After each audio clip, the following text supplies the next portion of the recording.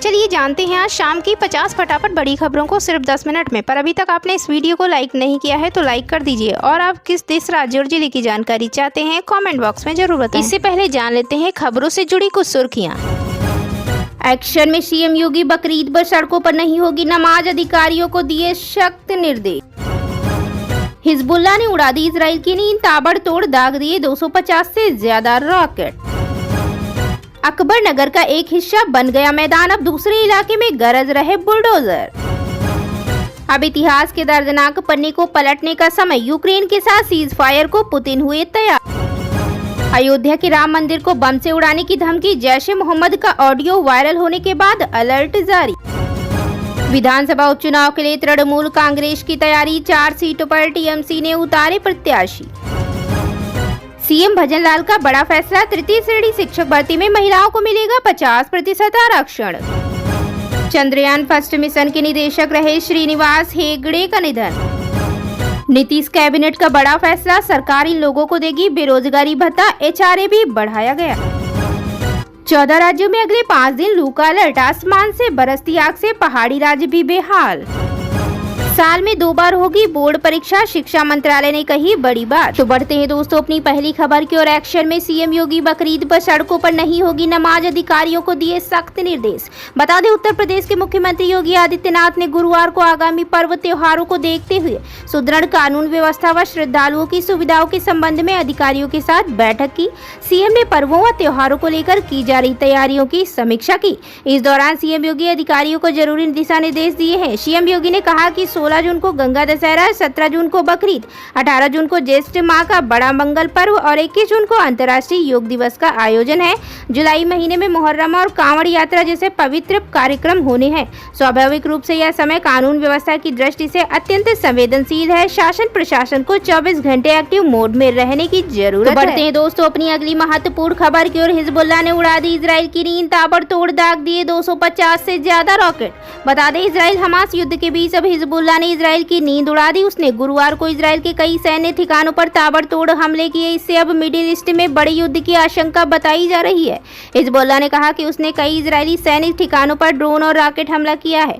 बता दें Hezbollah Iran से जुड़ा हुआ एक सैन्य संगठन है। इससे पहले हिजबुल्लाह ने इजराइल पर बुधवार को 200 रॉकेट दागे थे। राइटर्स की रिपोर्ट के मुताबिक ईरान समर्थित संगठन हिजबुल्लाह ने गुरुवार को इजराइल पर 150 से ज्यादा बड़े आकार के रॉकेट और 30 ड्रोन से हमला किया।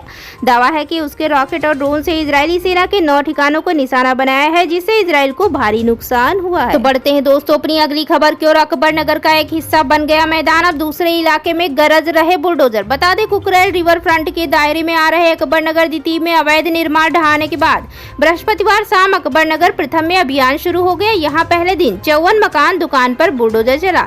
इससे पहले अकबर नगर द्वितीय में अभियान के चौथे दिन 83 अवैध निर्माण ढहाए गए। यहाँ तोड़े गए मकान दुकान की संख्या 395 हो गई। इस जगह पर महज 2 निर्माण बचे हैं। चलिए बढ़ते हैं दोस्तों अपनी अगली खबर की ओर। अब इतिहास के दर्दनाक पन्ने को पलटने का समय, यूक्रेन के साथ सीज फायर को पुतिन हुए तैयार। बता दें रूस के राष्ट्रपति व्लादिमीर पुतिन यूक्रेन से सीज फायर को तैयार हो गए हैं, लेकिन उन्होंने इसके लिए एक शर्त रखी है। एपी की रिपोर्ट के मुताबिक पुतिन ने कहा कि अगर यूक्रेन कब्जे वाले क्षेत्रों से सेना हटा लेता है और नाटो में शामिल होने का प्लान छोड़ देता है तो युद्ध रुक सकता है।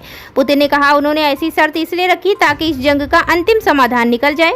मॉस्को में रूसी विदेश मंत्रालय में अपने भाषण में उन्होंने कहा कि रूस बिना देरी के लिए बातचीत के लिए तैयार है। एपी की रिपोर्ट के मुताबिक रूस के राष्ट्रपति ने दोनों देशों के बीच शांति बहाल को लेकर कई मांगे रखी हैं, जिसमें यूक्रेन की गैर परमाणु स्थित उनके सैन्य बलों पर प्रतिबंध और रूसी भाषा वाले लोगों की हितों की रक्षा करना शामिल है।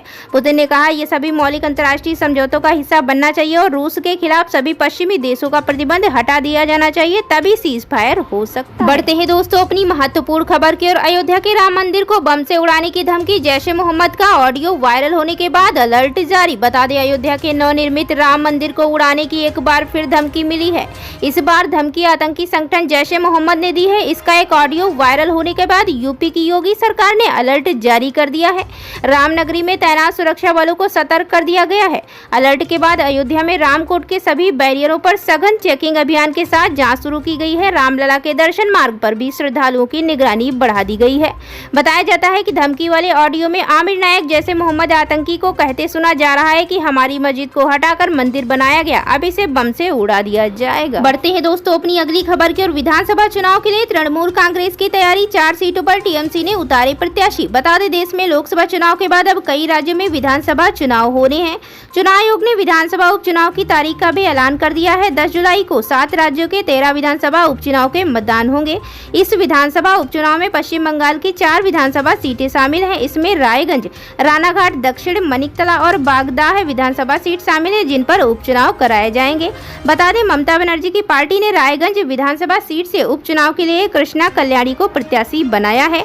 वहीं रानाघाट दक्षिण विधानसभा सीट पर मुकुटमणि अधिकारी को उम्मीदवार बनाया है, जबकि मथुआ बाहुल्य बागदाह विधानसभा सीट से मधुपूर्णा ठाकुर को टिकट दिया है। इसी कड़ी में टीएमसी ने मनिकतला विधानसभा सीट से पूर्व टीएमसी विधायक साधन पांडे की पत्नी सुप्ति पांडे को उम्मीदवार बनाया। बढ़ते हैं दोस्तों अपनी अगली खबर की ओर। यूपी पुलिस में अब तक की सबसे बड़ी कार्रवाई, सीधे निलंबित किए गए 55 पुलिसकर्मी, विभाग में मचा हड़कंप। बता दें उत्तर प्रदेश के आगरा जिले में भ्रष्टाचार की शिकायतों पर पुलिस आयुक्त ने 55 पुलिसकर्मियों को सीधे निलंबन की सजा दी है। इससे महकमे में खलबली मच गई है। प्रशिक्षु दरोगा परेशान है और अब किसी से लेन देन की बात करना पसंद तक नहीं कर रहे हैं। कई निलंबित पुलिसकर्मी खुद को निर्दोष बता रहे हैं। शुक्रवार को 3 पुलिसकर्मी डीसीपी सिटी के समक्ष पेश हुए। पुलिस आयुक्त जे रविंदर गौड़ ने बताया कि लोकसभा चुनाव आचार संहिता लगने के बाद किसी पुलिसकर्मी के खिलाफ कार्रवाई नहीं हुई थी। कुछ पुलिसकर्मियों ने इसी माहौल का फायदा उठाना शुरू कर दिया। तो बढ़ते हैं दोस्तों अपनी अगली और महत्वपूर्ण खबर की ओर। सीएम भजनलाल का बड़ा फैसला, तृतीय श्रेणी शिक्षक भर्ती में महिलाओं को मिलेगा 50% आरक्षण। बता दें राजस्थान मुख्यमंत्री भजनलाल शर्मा ने आज यानी शुक्रवार को तृतीय श्रेणी शिक्षक भर्ती में महिलाओं को 50% आरक्षण देने का बड़ा फैसला लिया। तृतीय श्रेणी शिक्षक भर्ती में महिलाओं को अब तक 30% आरक्षण मिल रहा है। भजनलाल शर्मा ने इसमें 20% इजाफा करने का बड़ा निर्णय लिया है। इस फैसले को लागू करने के लिए राज्य सरकार को राजस्थान पंचायती राज अधिनियम में संशोधन करना होगा। भजनलाल शर्मा ने इस प्रस्ताव को मंजूरी भी दे दी। इसी बीच बढ़ते हैं दोस्तों अपनी अगली खबर की ओर। चंद्रयान फर्स्ट मिशन के निदेशक रहे श्रीनिवास हेगड़े का निधन। इसरो से रिटायर होने के बाद एक स्टार्टअप से जुड़े थे। बता दें भारत के पहले चंद्रमा मिशन चंद्रयान फर्स्ट के मिशन निदेशक रहे श्रीनिवास हेगड़े का शुक्रवार को बेंगलुरु में निधन हो गया। उनकी किडनी से जुड़ी बीमारी का इलाज चल रहा था। उनके परिवार में पत्नी और 2 बेटे हैं। उन्होंने 3 दशकों से अधिक समय तक भारतीय अंतरिक्ष अनुसंधान संगठन के साथ काम किया।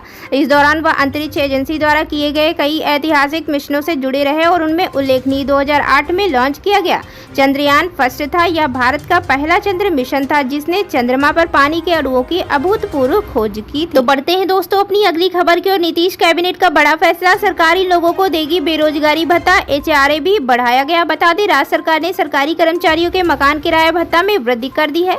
मकान किराया भत्ता को 4 श्रेणी में बांटा गया है। पटना में रहने वाले कर्मचारियों को पहले मकान भत्ता के रूप में मूल वेतन का 16% मिलता था, इन्हें अब 20% भत्ता मिलेगा। इसके अलावा सरकार ने मनरेगा के तहत काम नहीं मिलने की अवस्था में श्रमिकों को बेरोजगारी भत्ता देने का प्रस्ताव भी स्वीकृत किया है। करीब 3 महीने बाद शुक्रवार को मुख्यमंत्री नीतीश कुमार की अध्यक्षता में हुई राज्य मंत्रिमंडल की बैठक में इन प्रस्तावों के साथ कुल 25 प्रस्ताव स्वीकृत किए। बढ़ते हैं दोस्तों अपनी अगली खबर की ओर। 14 राज्यों में अगले 5 दिन तक लू का अलर्ट। आसमान से बरसती आग से पहाड़ी राज्य भी बेहाल। बता दें पहाड़ी राज्यों समेत पूरा उत्तर पश्चिम, उत्तर और पूर्वी भारत भीषण गर्मी की चपेट में है। जम्मू से लेकर हिमाचल प्रदेश और उत्तराखंड के मैदानी इलाकों में पारा 40 डिग्री को पार कर गया है। मौसम विभाग ने पंजाब और हरियाणा समेत 14 राज्यों और केंद्र शासित प्रदेशों में अगले 4 से 5 दिन लू का अलर्ट जारी किया है। इस दौरान अधिकतम तापमान 44 से 47 डिग्री सेल्सियस के बीच रहने की संभावना है। 5 दिन बाद कुछ इलाकों में मानसून पूर्व बारिश होने से तपती गर्मी से कुछ राहत मिल सकती है। भारत मौसम विज्ञान विभाग के अनुसार जम्मू कश्मीर के जम्मू संभाग, हिमाचल प्रदेश के मैदानी और निचले हिस्से, उत्तराखंड के मैदानी इलाके, पंजाब, हरियाणा, चंडीगढ़, दिल्ली, उत्तर प्रदेश में अभी 4 से 5 दिन भीषण गर्मी पड़ेगी। इसके अलावा उत्तरी राजस्थान, बिहार, झारखंड, पश्चिम बंगाल के गंगा किनारे वाले क्षेत्र और उत्तरी उड़ीसा में भी अभी कम से कम 5 दिनों तक गर्मी का सितम जारी रहेगा। तो इसी बीच बढ़ते हैं दोस्तों अपनी अगली खबर की ओर। साल में 2 बार होगी बोर्ड परीक्षा, शिक्षा मंत्रालय ने कही ये बड़ी बात। बता दें शिक्षा मंत्रालय ने 10वीं और 12वीं बोर्ड परीक्षाओं को साल में 2 बार आयोजित करने की सहमति दी है। बोर्ड परीक्षा फरवरी और अप्रैल में आयोजित की जाया करेंगी और छात्रों को दोनों में से सर्वश्रेष्ठ प्रदर्शन वाले स्कोर के रूप में माना जाएगा।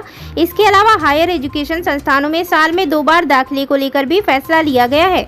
10वीं और 12वीं की बोर्ड परीक्षाएं 2025 से 2026 सेशन से साल में 2 बार आयोजित की जाएंगी। छात्रों को दोनों परीक्षाओं में शामिल होने का विकल्प दिया जाएगा और उनका सर्वश्रेष्ठ प्रदर्शन अंतिम स्कोर माना जाएगा। बोर्ड परीक्षाओं को 2 बार कराने के लिए 2 फार्मूले तैयार किए गए हैं। पहला फार्मूला जेईई की तर्ज पर है, जिसमें छात्र 2 बार परीक्षा दे सकते हैं। दूसरा फार्मूला सेमेस्टर यानी 6-6 महीने में परीक्षा कराने का है, लेकिन फिलहाल जेईई की तर्ज पर ही एग्जाम कराने को लेकर सहमति बनी है।